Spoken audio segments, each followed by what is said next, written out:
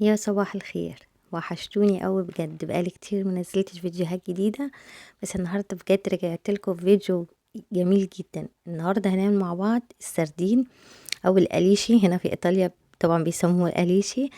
اللي هو السردين. النهاردة هنعمله بطريقة حلوة جدا. ازاي كمان يعني بعد ما تعملوه ازاي تقدروا تاكلوه بعديها بنص ساعة او ساعة بالكتير قوي هيكون جاهز معاكم. بجد من احلى الوصفات اللي انتوا ممكن تجربوها لتخليل السردين. هنا عندنا في ايطاليا بيسموه اليشي سوتو اوليو، يعني بيعيش في الزيت. بجد من احلى واجمل الوصفات اللي انتوا هتجربوها، طعمه بجد خطير. وما تقلقوش خالص، ما فيهوش اي ريحه، يعني ريحه زفاره ولا اي حاجه.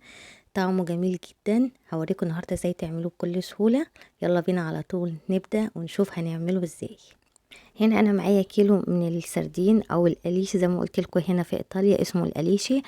طبعا انتوا ممكن تعملوا الكميه اللي انتوا عايزينها، بس انا يعني ده كيلو حلو جدا وهيطلع معاكم كمان كميه حلوه. هي طبعا انتوا عارفين يعني السمك ازاي تشتروه، يكون يعني الخياشيم بتاعته تكون يعني حمرا، وكمان تكون يعني السمكية كده شوية بتلمع عشان تعرفوا ان السردين ده طازة. طبعا انتوا شطار، وطبعا انتوا عارفين ان انتوا يعني ازاي بتشتروا السمك الطازة.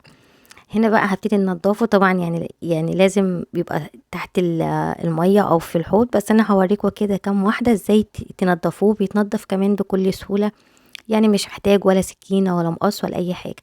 بس اهم حاجة ان انتوا تتعاملوا معاه بالراحة خالص، لان الحجم دوت او حجم السردين ده بيكون يعني لازم تتعاملوا معاه بالراحة خالص عشان ما يتهريش منكم. هنفتح كده بقى البطن بتاعته، وهنطلع بقى كل يعني الحاجات اللي بتبقى في البطن من جوه.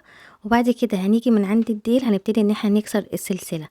احنا مش عايزين ان احنا يعني الديل يعني نرميه، فاحنا هنبتدي ان احنا ننضفه بنفس الطريقة. اهم حاجة تيجوا كده يعني تشيلوا الاول الحاجات اللي تقع في البطن، وبعد كده تيجوا من عند الديل هتبتدي ان انتوا تكسروا السلسلة وتسيبوا الديل علشان السمكية متتفصلش معاكم نصين. هتبقى بالشكل دوت. يعني سهل جدا وهيتنضف معاكم بكل سهولة. انا بقى هنا بعد ما خلصت كل الكمية رصيتها في مصفى، وبعد كده هبتدي ان انا اخدها تحت الحوض، وابتدي بقى اتخلص من كل الزيادات اللي فيها اللي بتبقى في البطن. هنا ده شكله بعد ما يعني غسلته كويس جدا. شايفين بقى يعني طبعا اختلف خالص. اهم حاجة ان احنا ننضفه كويس جدا من اي زيادات بتبقى في السمكة من جوه. نيجي هنا بقى هنبتدي نعمل محلول نقع، هو دوت اللي هيخلي السمك معانا ان هو يستوي على طول. هنا معايا كوبايتين من الخل الابيض، وضفت عليهم كمان كوباية من عصير الليمون. هنا بقى هنبتدي في اي حاجة عندكم، ممكن صينية بايركس زي اللي انا كده بعمل فيها، او ممكن اي علبة من علب التلاجة. وابتديت ان انا ارص السمك كده بالراحة. اهم حاجة ان انتوا تتعاملوا مع السردين الصغير ده بالراحة خالص عشان ما يتهريش منكم. وابتديت ان انا اضيف محلول النقع اللي احنا عملناه مع بعض، اللي هو كوبايتين من الخل عليهم كوباية من عصير الليمون. اهم حاجة في الخطوة دي ان احنا ما نسيبوش محلول النقع كتير، ساعة بالكتير قوي. هنا بقى نبتدي بقى يعني نحضر زي تتبيلة حلوة جدا هنضيفها معاه، هتديله طعم ونكهة بجد خطيرة. هنا معايا بقى يعني 4 5 فصوص كده من التوم، هنبتدي ان احنا نقطعهم او نفرمهم. يعني نفرمهم كده فرم صغير خالص، او ممكن كمان في الكبة زي ما انتوا عايزين. بس انا يعني استسهلت شوية وعملت عملت كل يعني التتبيلة كلها كده قطعتها بالسكينة. وكمان عندي كان قرنين من الفلفل الاحمر اللي هو السبايسي.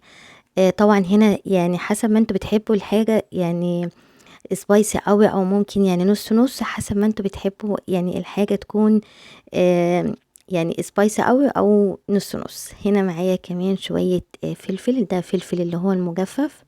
انتوا كمان ممكن تضيفوا حاجة واحدة بس من الفلفل، ممكن الفلفل الفريش او ممكن الفلفل المجفف، لكن انا ضفت الاتنين مع بعض علشان يدوا نكهة كده حلوة للسردين. الفلفل المجفف كمان انا يعني فرمته كده عشان يطلع كل النكهة اللي جواه ويطلع السبايسي.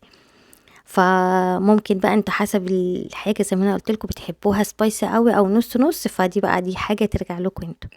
هنا كمان معايا شوية بقدونس، فرمتهم بقى فرم ناعم جدا زي ما انتوا شايفين، كأنكم كده بتفرموا ملوخية بالظبط. او ممكن في الكبة زي ما انا قلت لكم هتاخدوا كل حاجة لوحديها وتفرموها لحد ما توصلوا بيها يعني زي ما انتوا شايفين كده كأنكم بتفرموا ملوخية. هنا بقى السردين هنا بقى جاهز. شايفين انا يعني ظبطت المنبه او ظبطت الساعة على ساعة بالظبط، ما تزودوش عن ساعة علشان السردين ما يتهريش معاكم. طبعا انتوا عارفين الخل يعني بيهري اي حاجة، لو اي حاجة زادت عن وقتها فهيتهري معاكم السردين.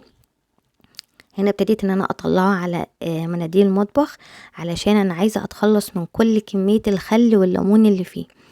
وهنا جبت كمان منديل، وابتديت ان انا انشف اي زيادات من الخل والليمون. دي الخطوة دي مهمة جدا، اهم حاجة لازم نتخلص خالص من الخل والليمون اللي في السردين. هنا بقى في نفس يعني الصينية البايركس حطيت زيت زيتون. طبعا ده ممكن تستعملوا زيت نباتي بس يكون طعمه حلو، علشان طبعا الزيت هياخد من كل النكهة اللي احنا هنضيفها، فهيكون طعمه حلو جدا مع السردين. انا هنا ضفت زيت زيتون لان هو اساسي، يعني الوصفة دي اساسها زيت الزيتون، فطبعا مش موجود زيت زيتون فممكن تستعملوا اي زيت موجود عندكم، بس يا ريت يكون نكهته وطعمه حلو. وابتديت كمان ان انا اغطي اول طبقة بزيت الزيتون، وحطيت شوية توم وشوية فلفل وشوية بقدونس.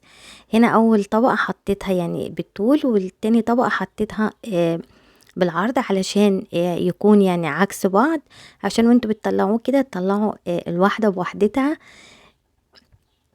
يعني زي يعني صف والتاني صف بيكون عكسه زي ما انتوا شايفين كده بنفس الطريقة. وابتديت كمان ان انا اغطيه كده بزيت الزيتون، اهم حاجة لازم يتغطى كويس جدا بالزيت. وابتديت برضه ان انا احط شوية توم نفس الطريقة اللي انا عملتها، يعني في الاول هعملها في يعني لحد ما اخلص كل الكمية اللي معايا، وشوية فلفل وشوية بقدونس. بس كده من بجد من احلى واجمل الوصفات اللي انتوا هتجربوها للسردين. هنا على فكرة هنا في ايطاليا غالي جدا، لما بيتباع بره بيكون غالي. ف وبصراحة يعني انا بحبه جدا، وبحب دايما اعمله واخليه في التلاجة عندي، يعني لما نحب كده ناكل اي يعني اي حاجة كده مخللات او تغيير، هتبص تلاقيه ان هو جاهز معاكم. وكمان يعني بيتاكل على طول، يعني بعد نص ساعة او ساعة اول ما يشرب بس من التتبيلة اللي احنا عملناها ابتدوا ان انتوا تاكلوا منه. اخر حاجة بقى ان انا غطيته كمان بزيت الزيتون زي ما انتوا شايفين كده، لازم يتغطى كويس جدا. هنا الاضاءة كانت بجد ظلمة جدا، فانا حبيت ان انا ازود شوية الاضاءة علشان اوريكم شكله ازاي. بجد طعمه وريحته في منتهى الجمال، جربوه بالطريقة دي وانا متأكدة بجد ان هو هيعجبكم جدا وهتعملوه على طول. بجد من احلى واجمل الوصفات اللي انت هتجربوها لتخليل السردين. وبس كده وصلنا لنهاية فيديو النهاردة، اتمنى يكون عجبكم واشوفكم تاني على خير في فيديو جديد، وباي باي.